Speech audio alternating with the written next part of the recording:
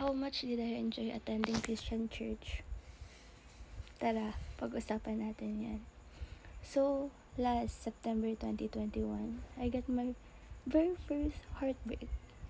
And yun yung naging start kung bakit ako nag-attend ng Christian church, kung saan ako nag-a-attend ngayon.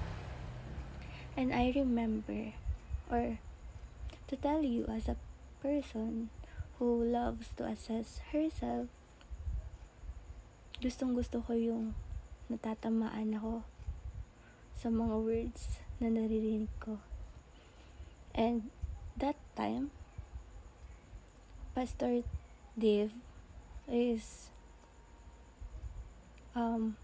nagtuturo siya about Proverbs, which is the book of wisdom. Ching! Ganon.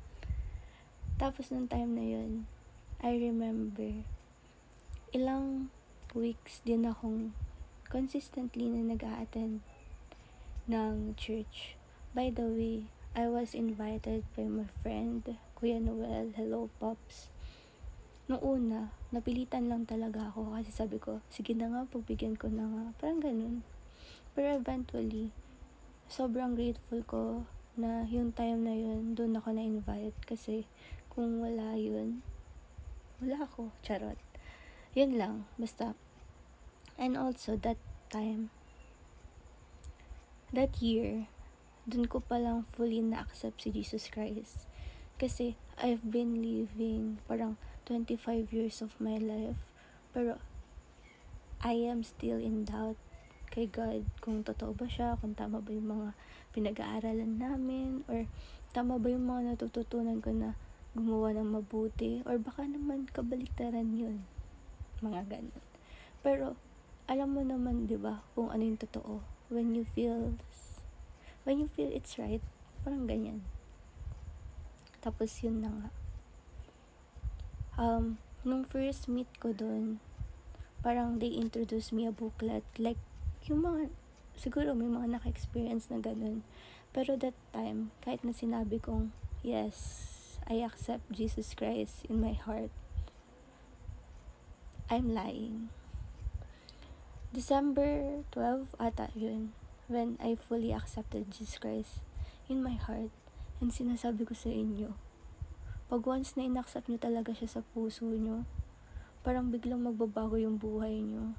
I don't know how to explain it, pero I'm praying na sana ma-experience nyo.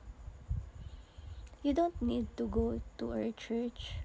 O kaya naman, if you're really seeking to God, ipapakilala naman niya yung sarili niya sa inyo. Sabi nga niya sa Matthew 6:33. Wait, kuha lang ako kodigo. Okay, sabi nga sa Matthew 6:33, but seek first His kingdom and His righteousness, and all these things will be given to you as well. So, yun guys, seek lang ng seek. Hanggang ikaw ay magkaroon ng seek. Charot. Seek ka lang ng faith, deeper faith mo kay God. Hindi ko pa masasabi sa inyo na sobrang deep ng relationship ko kay God.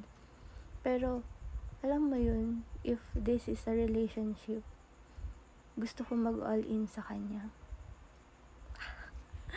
Kakakilig kaya yun.